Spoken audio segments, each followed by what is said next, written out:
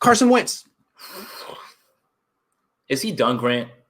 I don't know, man. I don't know either, Grant. I don't know. He needs development, but he's got like $80 million in the bank. Does he want to develop? He's got a little bit of Jimmy G in him, man. It's like, dude, are you still in? Are you still sold out to play? What's up? Yeah, because you're still kind of young as a football player, but you've had these injuries and now you're rich. Like, where are you? That's been the talk, around them. The whispers is that Carson isn't a preparer. He's not a film watcher, right? And I think that a little bit of that was evident this year. Sure.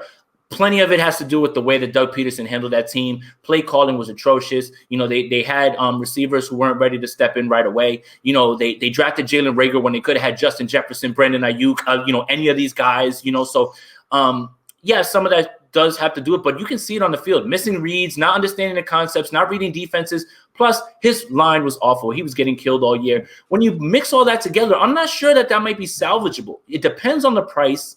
And it depends on where he's coming and, how much he's coming in for, honestly. It would have to be, like, in terms of draft capital, it'd almost have to give them to you. Like, it'd have to be like, let's swap 7th-round picks. You know what I mean? Something ridiculous because you're taking their contract off their hands. You're doing them a favor, as you mentioned earlier. So, I mean, that's why I think it's a little interesting because he falls into this category of dude who got huge signing bonus and is too expensive for his current team but might be affordable for the next. And also, he would not cost you draft capital. He would cost you something on day 3, I would think. So here's one more thing real quick before you do that. Sure. The reason that I don't think he's going anywhere is because the Eagles made a choice, Doug or Carson. Good point. Bye, Doug.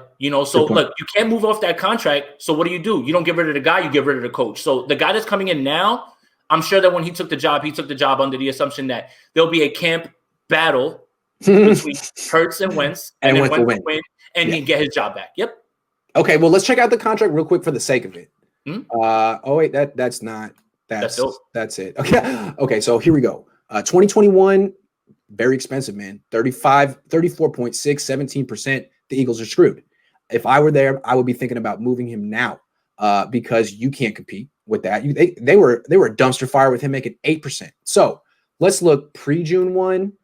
Can't move him pre-June 1. That's a deal breaker. So they got to wait, trade him post-June 1, and if they do, they can do it, man. $9.2 million. So for the Niners, he'd still be really expensive, though. That's the problem. He'd be $25 million. I don't want to pay Carson Wentz $25 million. No. Hell no. Ugh. Mm-hmm.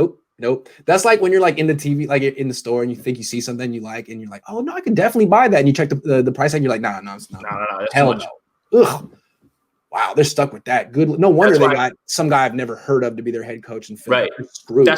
That's why I bought this hat. It's upside down, so it came out cheaper. Because it was a factory defect. I see all the comments. This is how the hat is. This is how the hat's made, guys. It's supposed to be stylish. It has the candlestick logo on the side here. I used to do that in high school when I played baseball. Baseball is an expensive sport, and you want to like get the nice glove and the nice bat, but I would get the blemish. The way like they have the little thing in the wrong spot, you'd be like $100 cheaper. You're like, thank you. Let me get that. Yes. Otherwise, it's $250, and that's a lot of allowances for your boy.